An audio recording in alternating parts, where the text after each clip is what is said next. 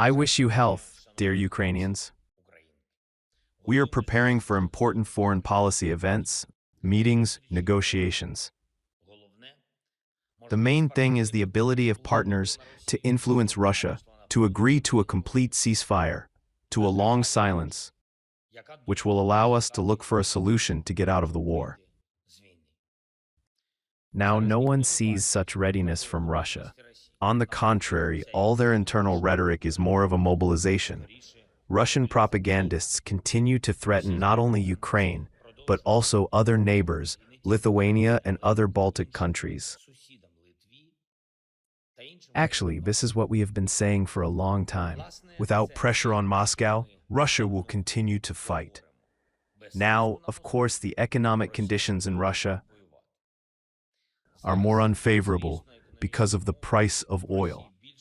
The price has become lower, but these are not yet such conditions that Russia will perceive the war as a fundamental problem for itself.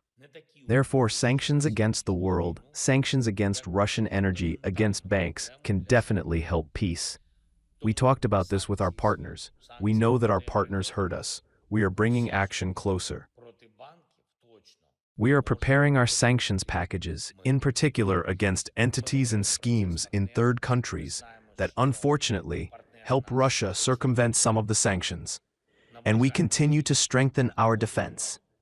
We expect significant defense packages for Ukraine and decisions on further cooperation soon. Cooperation during the war with key countries and in the post-war period. We are preparing serious foundations for reconstruction. At the same time, we are ready to move to a ceasefire as soon as possible, even from today, if Russia is ready for mirror steps, for complete silence, for a long silence for at least 30 days. This is a fair time to prepare the next steps. Russia must stop the war and stop the assaults, stop the shelling. As of now, the intensity of the Russian strikes does not indicate anything other than the Russian desire to continue fighting. Every night, about 100 martyrs. In this week alone, from Monday to Saturday, there have been more than 950 Russian air bombs. Every day, there are intense battles in the Pokrov direction and in other Donetsk directions.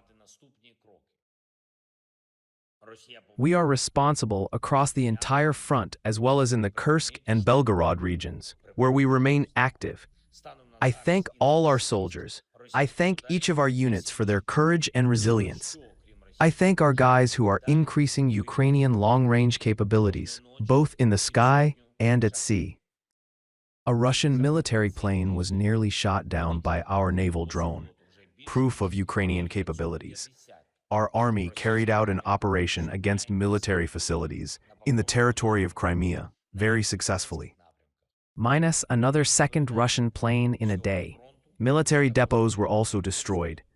Everyone who works to ensure that Ukraine can fight back against the occupier, everyone who develops and implements new technological capabilities for Ukraine, I thank you all.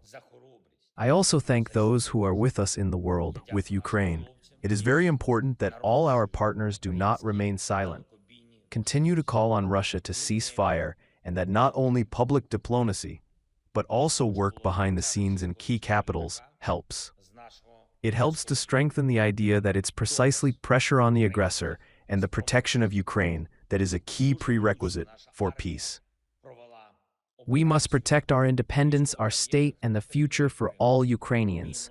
Glory to Ukraine!